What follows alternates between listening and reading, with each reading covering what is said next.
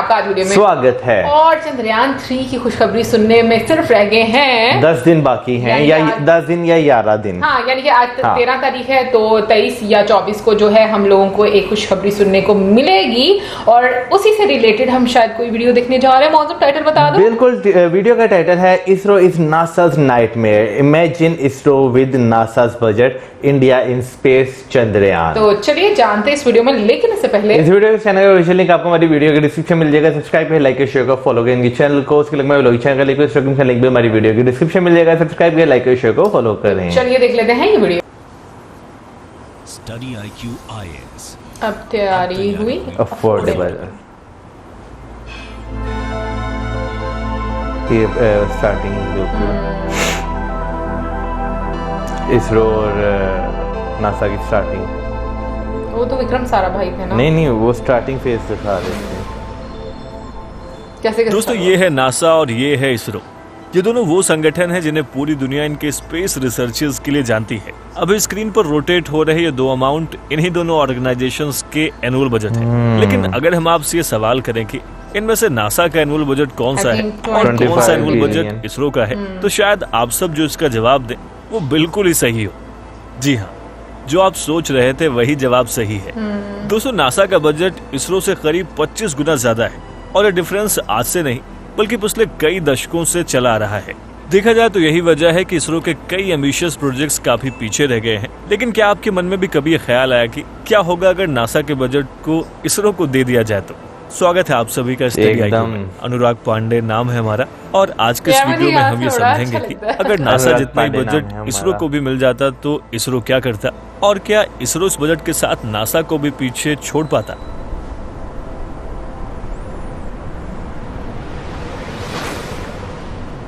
NASA versus ISRO. देखिए, हम जब भी किसी ऑर्गेनाइजेशन की सक्सेस की बात करते हैं तो उसके पीछे के सर्कमस्टेंसेस को जानना जरूरी हो जाता है। ऐसे में आइए सबसे पहले ये जान लेते हैं कि जब ये दोनों ऑर्गेनाइजेशंस एस्टैब्लिश हुए तो इनके रिसोर्सेज और बजट की सिचुएशन कैसी थी। दोस्तों, अगर आप स्टार्स, गैलेक्सीज या फिर आउटर स्पेस में थोड़ा भी इंटरेस्ट रखते हैं तो आप नासा या फिर इसरो के बारे में जरूर जानते होंगे। वैसे तो नासा इसरो से महज 10 साल पहले इस्टेब्लिश हुआ था, लेकिन अगर हम नासा के इस्टेब्लिशमेंट और सक्सेस की बात करें तो इसके रूट्स यूएस के national advisory committee for aeronautics से जुड़े हुए हैं। दरअसल 1783 में ब्रिटिश कॉलोनी से आजाद होने के बाद नया नया देश बना अमेरिका 1914 तक एविएशन में पूरे यूरोप से पीछे था। एविएशन में अमेरिका लीडरशिप को रिगेन करने के लिए 1914 में कांग्रेस ने यूएस आर्मी सिग्नल कोर में एविएशन सेक्शन को क्रिएट किया और 1915 में एरोनॉटिकल रिसर्च एंड डेवलपमेंट के लिए NACA को स्टैब्लिश किया गया। देखा जाए तो सेकेंड वर्ल्ड वॉर के बाद NACA ने गाइडेड मिसाइल्स और सुपरसोनिक एयरक्राफ्ट्स को डेवलप करने पर फोकस किया और इसी प्रोग्राम के दौरान NACA ने बेल X-1 की टेस्टिंग करना शुरू कर दी। ये प्रोजेक्ट यूएस एयरफोर्स के साथ मिलकर कंडक्ट किया गया था और इसके रॉकेटरी प्रोग्राम के चलते NACA का इंटरेस्ट स्पेस सेक्टर में बढ़ता गया। दोस्तों, यहाँ पर आपको बताते चलें कि नासा के एस्टैब्लिशमेंट में कोल्ड वॉर का बड़ा रोल रहा है। 4 अक्टूबर 1957 को जब union of Soviet socialist republics ने अर्थ के ऑर्बिट में फर्स्ट आर्टिफिशियल सैटेलाइट स्पुतनिक को लॉन्च किया। देखा जाए तो तभी से यूएस और यूएसएसआर के बीच स्पेस रेस शुरू हो गई थी। दरअसल जब 98 मिनट में रशिया के स्पुतनिक ने 183 पाउंड के सैटेलाइट को लॉन्च किया तो अमेरिका को यह थ्रेट फील हुआ कि अब Soviet nuclear weapons carrying missiles को भी स्पेस में ट्रांसपोर्ट कर देगा। और दोस्तों, इसी डर का नतीजा था नासा। दोस्तों, वीडियो को कंटिन्यू करें उससे पहले आप सभी के लिए एक इम्पोर्टेंट अपडेट है। दरअसल IAS की तैयारी को और भी अफोर्डेबल एंड कॉम्प्रिहेंसिव बनाने के लिए स्टडी IQ आपके लिए लाया है P2I, that means prelims to interview programme 2024। दोस्तों, इसके जरिए आप प्रीलिम्स, मेंस एंड इंटरव्यू यानी UPSC एग्जाम के तीनों स्टेज की तैयारी एक साथ कर सकते हैं। UPSC सिलेबस को कंसीडर करते हुए इस बैच में आपको लाइव क्लासेस के through basic to advance cover कराया जाएगा। साथ ही mentorship, test series, crash course, notes और बुक्स, ये सब कुछ भी आपको इस बैच में मिल रहा है। CIS live prelims to interview 2024 batch को अगर आप ज्वाइन करना चाहते हैं और आप अनुराग लाइव कूपन कोड का इस्तेमाल करते हैं तो इस बैच की टोटल फीस 45,000 की बजाय आप इसे 29,999 का अवेल कर सकते हैं। इस बैच से रिलेटेड अधिक जानकारी के लिए आप स्क्रीन पर दिए गए नंबर पर कॉल कर सकते हैं या फिर वीडियो के डिस्क्रिप्शन बॉक्स में दिए गए कोर्स से रिलेटेड पीडीएफ को भी डाउनलोड कर सकते हैं। रशिया के सैटेलाइट लॉन्च के बाद 1 अक्टूबर 1958 को नासा की एस्टैब्लिशमेंट की गई। अगर हम तब के भारत की बात करें तो न्यूली इंडिपेंडेंट कंट्री इंडिया में तब कॉन्स्टिट्यूशन बना ही था, रूल्स और रेगुलेशंस फॉर्म हुए थे, देश खुद को संभाल रहा था। दोस्तों, अगर आज इंडियन स्पेस प्रोग्राम की बात करें तो आज इंडिया हर साल ग्लोबली कोई ना कोई माइलस्टोन सेट करता रहता है। लेकिन जब रशिया और अमेरिका स्पेस रेस में जुटे हुए थे, उस टाइम पर इंडिया हंगर और पॉवर्टी जैसे बेसिक प्रॉब्लम्स को फेस कर रहा था। हालांकि इंडिया ने समझ लिया था कि फ्यूचर में इंडिया के स्पेस प्रोग्राम्स और सैटेलाइट मिशंस इंडिया के डेवलपमेंट में बड़ा रोल निभाएंगे, और इसी सोच के साथ इंडिया के first prime minister Jawaharlal Nehru ने 1961 में स्पेस रिसर्च को डिपार्टमेंट ऑफ एटॉमिक एनर्जी के अंडर दे दिया। देखा जाए तो उस दौरान डीआई के डायरेक्टर होमी जे भाभा थे। भाभा और डॉक्टर विक्रम साराभाई ने मिलकर 1962 में Indian National Committee for Space research की स्थापना की, और यहीं से शुरू हुआ इंडियन स्पेस प्रोग्राम। दोस्तों, 1963 में इंडिया ने पहला साउंडिंग रॉकेट लॉन्च किया था। फिर 1965 से Indian National Committee for Space research ने भारत में ही बने साउंडिंग रॉकेट को लॉन्च करना शुरू कर दिया। साथ ही Indian National Committee for Space Research के रॉकेट्स के सक्सेस रेट, कॉम्प्लेक्सिटी और ग्रेटर साइज को देखते हुए स्पेस प्रोग्राम के लिए अलग डिपार्टमेंट बनाने का फैसला किया गया, और 15 अगस्त 1969 को इंडियन स्पेस रिसर्च ऑर्गेनाइजेशन की स्थापना की गई। दोस्तों, इसमें कोई भी दो राय नहीं है कि इसरो के इतने कम टाइम में सक्सेसफुल होने के पीछे वर्ल्ड के ग्रेटेस्ट माइंड थे। लेकिन यहाँ पर इम्पोर्टेंट फैक्टर ये भी है कि भारत ने सब कुछ एक मिनिमम बजट से शुरू किया। हाल ही में आज़ाद हुए देश के पास इतने फंड्स नहीं थे कि वो 10 साल के अंदर ही स्पेस प्रोग्राम को शुरू कर दे, लेकिन ये सब कुछ पॉसिबल हुआ हमारे साइंटिस्ट के विजन से। दोस्तों, अगर हम 1969 में इसरो और नासा को अलॉट हुए बजट की बात करें तो नासा के पास 1969 में करीब $4 बिलियन का बजट था, जबकि 1972 तक इसरो का बजट सिर्फ $1.2 मिलियन का ही था। देखा जाए तो उसके बावजूद भी अगर हम इन दोनों देशों के स्पेस मिशंस की बात करें तो अमेरिका ने जहां चांद पर पहली बार ह्यूमंस को उतारा था, वहीं दूसरी ओर इंडिया ने पहली बार चांद पर पानी की खोज की थी। और इतने बड़े बजट गैप और लिमिटेड रिसोर्सेज में सक्सेसफुल मिशंस को कंडक्ट करके भारत शुरुआत से दुनिया को सरप्राइज करता आया है। ऐसे में ये सवाल उठना जायज है कि अगर आज इसरो के पास नासा जितना बजट होता तो आज इंडिया का स्पेस मिशन कैसा होता। दोस्तों, भारत के सभी स्पेस प्रोग्राम्स और सैटेलाइट लॉन्चेस लगभग लो बजट में ही कंप्लीट हुए। इसके बावजूद भी इंडिया आज वर्ल्ड के टॉप स्पेस सेंटर्स में से एक है। सिंगल टेक ऑफ में 104 सैटेलाइट्स को लॉन्च करने के साथ ही इसरो मार्स पर सिर्फ एक ही अटेम्प्ट में पहुंचने का वर्ल्ड रिकॉर्ड भी अपने नाम कर चुका है। लेकिन अमेरिका ने जहां नासा के एस्टेब्लिशमेंट के 11 साल में ही ह्यूमंस को स्पेस में भेज दिया, देखा जाए तो इसरो अभी तक इसे कर नहीं पाया है, और इसके पीछे का मेन कारण है इसरो का लिमिटेड बजट। दोस्तों, इसरो का बजट कितना कम है ये आप ऐसे ही समझ सकते हैं कि चंद्रयान 2 की टेस्टिंग में यूज होने वाले मून सॉइल को खरीदने तक के पैसे इसरो के बजट में नहीं थे। हालांकि इसरो ने इसका भी सोल्यूशन निकाल लिया, और मून सॉइल के बजाय फेक मून सरफेस को बिल्ड करने के लिए इसरो ने एनॉर्थोसाइट स्टोन्स का इस्तेमाल किया। वहीं अगर हम मिशन मंगलयान की बात करें तो इसके लिए भी इसरो के पास सिर्फ $74 मिलियन का बजट था, जबकि नासा को सिमिलर मिशन मावन के लिए करीब $671 मिलियन का फंड मिला था। ऐसे में इससे ये साफ हो जाता है कि इसरो को अगर इतना बजट मिला होता तो इसरो इस मिशन को और भी बेहतर ढंग से कंप्लीट कर पाता। मिशन मंगलयान का बजट कम होने के बावजूद भी इस मिशन को इसरो के साइंटिस्ट ने ध्यान देकर हैंडल किया, जिससे मिशन इतने कम कैपिटल में भी सक्सेसफुल हो गया। जैसा कि हमने आपको शुरुआत में ही बताया कि नासा के एस्टेब्लिशमेंट के एक डिकेड के बाद ही वो स्पेस में ह्यूमंस को भेजने में सक्सेसफुल रहा, और इस हिसाब से 1969 में एस्टेब्लिश हुए इसरो को भी 1980s में गगनयान प्रोजेक्ट को कंप्लीट करके एस्ट्रोनॉट्स को स्पेस में भेज देना चाहिए था। दोस्तों, अगर नासा जितनी फंडिंग इसरो के पास होती तो शायद मिशन सक्सेसफुल भी हो गया होता। आज भी गगनयान मिशन के लिए 10,000 करोड़ या फिर $1.5 बिलियन का बजट अप्रूव किया गया है। 1969 में अपने एस्टेब्लिशमेंट के बाद से ही इसरो ने मिशंस को बहुत ही एफिशिएंसी से कंप्लीट किए हैं। देखा जाए तो इसरो के राइज का सबसे बड़ा फैक्टर ओवर स्पेंडिंग किए बिना सक्सेस को अचीव करना है। शुरुआत से इसरो को ये बात मालूम थी कि वो दूसरे स्पेस फायरिंग नेशंस के साथ इकोनॉमिकली कम्पीट नहीं कर सकता, लेकिन लिमिटेड फंड्स में ही टेक्नोलॉजिकली इम्पैक्ट क्रिएट कर सकता है, और इसरो ने प्रूव करके भी दिखाया है। दोस्तों, आज जब हम इसरो को देखते हैं तो कई मायनों में लैंडस्केप बदल चुके हैं। अगर इसरो को नासा जितना बजट मिले तो इंडिया के स्पेस ट्रैवल में एक बड़े चेंज के साथ ही सडन बूम देखने को मिलेगा। देखा जाए तो अर्ली 2021 में इंडियन एस्ट्रोनॉट्स की संख्या बाकी कंट्रीज के मुकाबले काफी लो थी। वहीं अब तक इसरो ने एक भी इंडिजिनस स्पेसक्राफ्ट क्रू को लॉन्च नहीं किया है। अगर भारत के चंद्रयान मिशन की बात करें तो इसरो का लूनर पर एक लॉन्ग हेल्ड इंटरेस्ट दिखाई देता है। आज जहां पर अधिकतर स्पेस एजेंसीज जैसे कि नासा, रोस्कॉस्मोस, ESA और CNSA क्रूड लूनर मिशंस पर डिबेट कर रही हैं। ऐसे में अगर इसरो की फंडिंग भी इन स्पेस एजेंसी जितनी हो जाती है तो वो भी इन क्रूड मिशंस में भी इनके साथ हिस्सा लेगा, या ये भी हो सकता है कि ना ले, क्योंकि नियर फ्यूचर में इसरो का बिगेस्ट और सिग्निफिकेंट गोल भारत का अपना स्पेस स्टेशन भी बिल्ड करना है। ऐसे में अगर कोई एक्स्ट्रा फंडिंग इसरो को मिलती भी है तो सबसे पहले इसरो की प्रायोरिटी स्पेस स्टेशन ही होगी।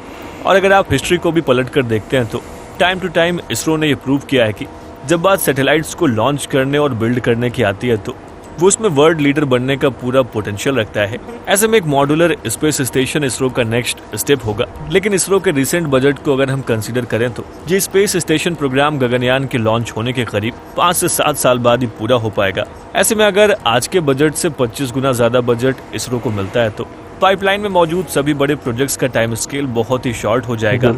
और यहाँ पर अगर हम अमेरिका के अपोलो मिशन की बात करें तो इसमें करीब 25.8 बिलियन का कॉस्ट आया था, जिस वजह से उस दौरान अमेरिका को अमेरिकन अफ्रीकन से बड़ा बैकलैश फेस करना पड़ा था। देखा जाए तो उस दौरान भी अमेरिका एक डेवलप्ड कंट्री था जिसकी लिटरेसी रेट 95% थी। हालांकि इसके बावजूद कंट्री को ह्यूमन हिस्ट्री के सबसे बड़े अचीवमेंट के लिए बैकलैश झेलना पड़ा।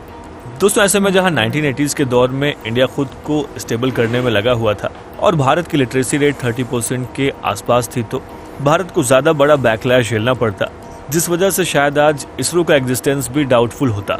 हालांकि दोस्तों, ऐसा कहना कि अगर इसरो के पास नासा जितना बजट होता तो भारत USA से भी आगे होता, ये सही नहीं है।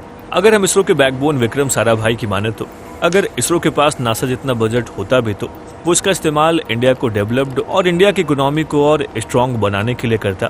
दरअसल इसरो की आइडियोलॉजी कुछ ऐसी है कि उसका मेन पर्पस ह्यूमैनिटी और इंडियन इकोनॉमी के रियल प्रॉब्लम्स को सॉल्व करना है। लेकिन दोस्तों, इस बात को सिरे से खारिज नहीं किया जा सकता है।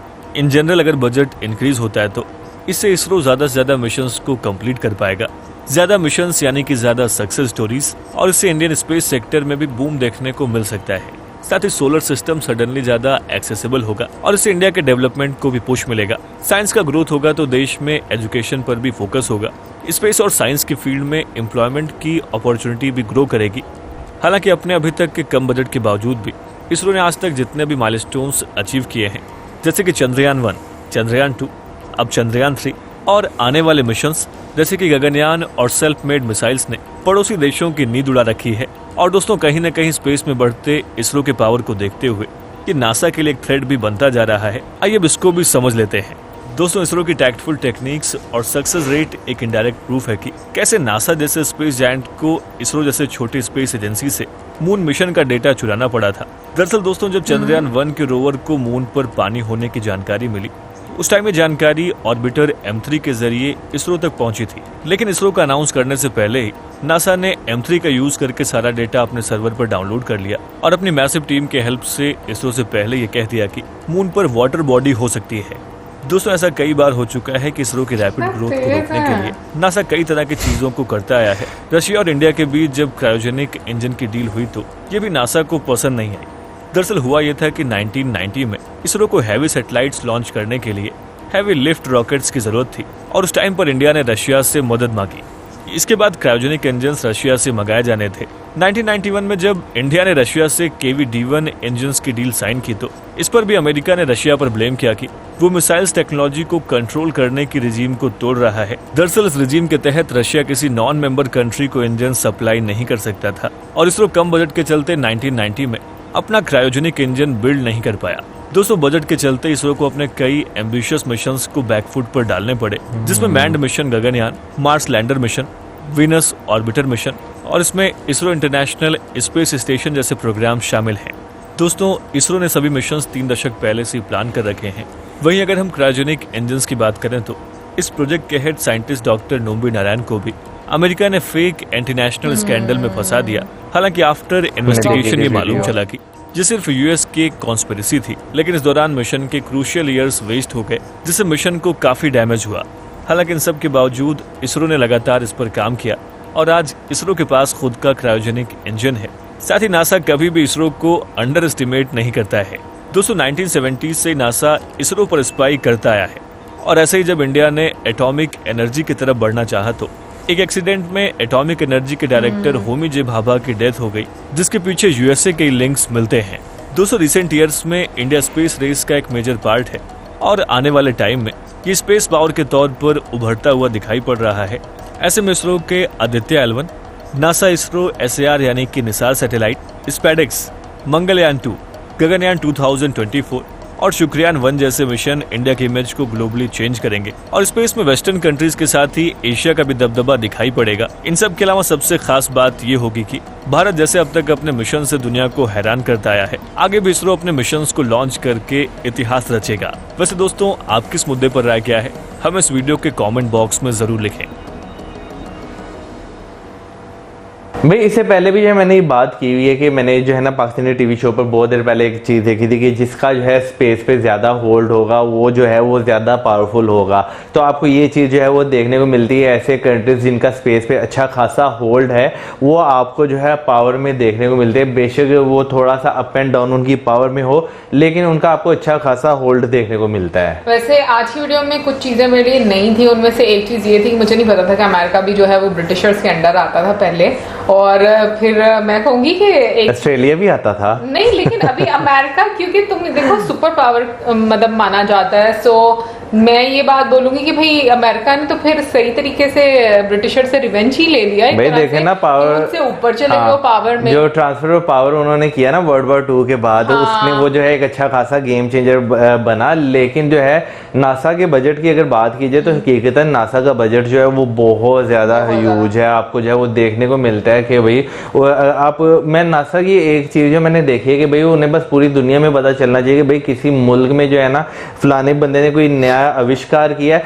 वो उस बंदे को अपने मुल्क में खास तौर पर स्पेस टेक्नोलॉजी से रिलेटेड वो अपने मुल्क में बुला लेगा कि भाई आओ हमारा नासा विजिट आप करें। पर मैंने एक और चीज भी देखी है, जैसे अगर, क्योंकि बुक्स तो हम लोगों ने नहीं पढ़ी, बट अगर हिस्ट्री में हम लोग देखें, जैसे होमी बाबा को अगर हम लोग देखते हैं या विक्रम साराभाई को देखते हैं, होमी बाबा ऑनेस्टली मुझे बहुत ही ज़्यादा डेडिकेटेड इंसान लगते हैं कि लाइक उन्होंने जिस तरीके से जो स्टेप्स लिए, बहुत बोल्ड और कहते हैं ना बिल्कुल निडर होकर, वो उन्होंने वो वाले उस टाइम पर स्टेप्स लिए थे। और फिर जिस तरह से एक अमेरिका की इन्वॉल्वमेंट नजर आती है कि किस तरीके से आप उसी डिपार्टमेंट के अंदर ऐसी प्रॉब्लम्स क्रिएट कर दो या ऐसे लोग प्लांट कर दो जो कि प्रॉब्लम्स क्रिएट करना शुरू हो जाए या फिर उसको डिले करना शुरू कर दें। तो इस चीज़ को भी लेकर देखा जाए ना तो अमेरिका मुझे बहुत चालाक लोमड़ी लगता है।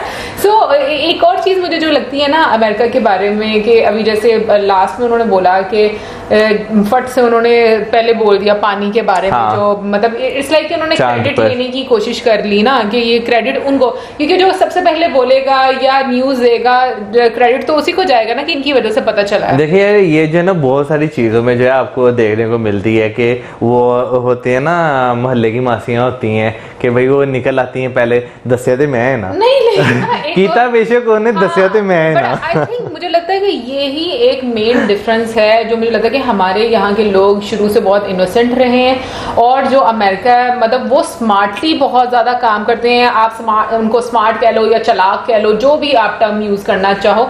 तो मुझे लगता है कि लेकिन ये कि इंडिया की मुझे सबसे अच्छी चीज ये लगती है कि वो जो इसरो है उसने इतना स्मार्टली काम किया कि लो बजट होने के बावजूद इतने टाइम पहले जब चीजें स्टार्ट कर दी हैं तो उसमें जिस तरीके से ऐसा ऐसा उन्होंने अपनी अचीवमेंट जो है वो मैं कहूँगी ऐड करी है। बट इसमें अगर बात की जाए तो जो उस टाइम के प्राइम मिनिस्टर थे इंडिया के, उनको भी बहुत मुझे लगता है बिल्कुल पंडित जवाहरलाल नेहरू जी जो हैं, क्योंकि उन्होंने ऐसे स्टेप्स लिए या उनकी जो गवर्नमेंट है उन्होंने सपोर्ट किया। तो मुझे लगता है कि उनका भी बड़ा इंपॉर्टेंट रोल है क्योंकि लीडरशिप की सपोर्ट जो है वो बड़ी जरूरी होती है। और ये अगर फिर अगेन मैं मतलब जो हम लोगों ने वेब सीरीज देखी है उसके माध्यम से अगर हम लोग देखें तो जिस तरीके से होमी बाबा कन्विंस कर लेते थे पंडित नेहरू जी को, तो वो चीजें भी अगर आप देखो तो मुझे लगता है कि इस मिशन को सक्सेसफुल बनाने में और मजीद आगे बढ़ाने में तो ये चीजें काफी ज्यादा हेल्प करती है। यार उसके साथ साथ अगर देखा जाए ना तो भाई आपके जो है ना दूसरे कंट्रीज के साथ जो है वो टर्म्स जो है वो भी बहुत ज्यादा मैटर करते हैं। जैसे अभी इंडिया ने जो है रशिया से इंजन लिया रॉकेट के लिए, ठीक है ना, टेक्नोलॉजी जो है वहाँ से ली। तो ये चीज़ें बहुत ज़्यादा मैटर करती हैं कि आप के दूसरे कंट्रीज़ के साथ जो आप कह लें या तो कंपटीशन में हैं, ठीक है ना, या आपके साथ फ्रेंडली नेशंस के साथ जो आपके ताल्लुकात हैं, उनसे आप जो है वो चीज़ें किस तरह जो है वो किस पर्पस के लिए जो है वो ले रहे हैं। अच्छा, अभी थोड़े दिन पहले जो है मैंने सुना है कि जो रशिया है उन्होंने भी जो है मून मिशन जो है अपना लॉन्च किया है, लॉन्च कर दिया है, रॉकेट लॉन्च कर दिया हुआ है, और वो भी कहीं जो है वो चंद्रयान के आसपास ही जो है वो लैंड करेगा चांद पर। वाओ, अच्छा, वैसे हम लोगों ने न्यूज़ सुनी जरूर थी, बट डिटेल में मुझे इसके बारे में नहीं पता। और मुझे ऐसा लग रहा है जैसे कल ना विक्रम साराभाई जी की ना बर्थडे थी, मुझे ऐसा लग रहा है, मैंने कहीं पे पढ़ा भी था। और इसके साथ साथ मैं ये जरूर बोलूंगी कि इसरो जो है वो अभी के टाइम में भी अगर देखा जाए और आने वाले टाइम में भी देखा जाए तो डेफिनेटली वो नासा को और जो बड़ी बड़ी स्पेस एजेंसीज हैं उनको टक्कर देगा, क्योंकि इसरो का सबसे मेन एज जो मुझे नजर आता है वो ये कि उसकी सर्विसेज जो है वो लो बजट पे आप जो है आप सर्विसेज ले सकते हैं। तो जो डिफरेंट कंपनीज हैं वो ऑब्वियसली उसी में ही ज्यादा इंटरेस्ट लेंगी। अब एक साइड पर आपको ऐसी सर्विसेज मिल रही हैं जो जिसके लिए आपको ज्यादा पे करना पड़ा, और सेम उसी सर्विसेज के लिए आपको कम पे करना पड़ा, तो डेफिनेटली जो लोग हैं वो कम वाली साइड पर ही जाएंगे। लेकिन ना अभी जैसे कि नाम लेते हैं बात की जाए तो यूके ने रिसेंटली जो है वो सैटेलाइट्स जो है वो इंडिया से लॉन्च करवाई थी। आप बेशक उन्होंने खुद बनाई, लेकिन ये भी एक बहुत बड़ी जो है अचीवमेंट होती है कि कोई कंट्री जो है जो डेवलप्ड कंट्री जिसे हम कहते हैं वो आपके पास आ रहे हैं कि भाई इतने हजार करोड़ हैं और जो है आपने ये लॉन्च करना है। तो ये भी एक बहुत बड़ी अचीवमेंट होती है, आपके मुल्क में पैसा ही आ रहा है, विदेशी मुद्रा ही आ रहा है। बिल्कुल, और मैं बिल्कुल इस चीज से भी एग्री करूंगी, जिस तरीके से टेक्नोलॉजी को हम लोग देख रहे हैं कि इतनी ज्यादा एडवांस होती जा रही है। सो डेफिनेटली आने वाले टाइम में वही कंट्रीज पावरफुल रहेंगे जिनका स्पेस में आपको होल्ड नजर आएगा। और जितने मिशन हम लोगों को नजर आ रहे हैं कि जिस तरीके से, अब देखो अगर गगनयान की बात की जाए, गगनयान की बात करें, अभी फिलहाल जैसे चंद्रयान 3 की हम लोग बात करें तो उससे कितनी ज्यादा एक आपको नई चीजों के बारे में जानकारी मिलेगी। तो मुझे लगता है कि आने वाले टाइम में डेफिनेटली इस सेक्टर में आपको काफी ज्यादा अपॉर्चुनिटीज जो है वो नजर आएंगी और बहुत ज्यादा डेवलपमेंट भी नजर आएगी। बाकी आप जरूर बताइएगा कमेंट सेक्शन में आपको क्या लगता है आज के टॉपिक के बारे में कि किस तरीके से जो इसरो है वो नासा को एक तरह से टक्कर दे सकता है या दे रहा है, या आने वाले टाइम में आप देखते हैं कि इसरो जो है वो नासा से ज्यादा बेहतर जो है वो परफॉर्म करेगा। जरूर बताइएगा हमारे कमेंट सेक्शन में। इससे ज्यादा like, subscribe, share, good bye.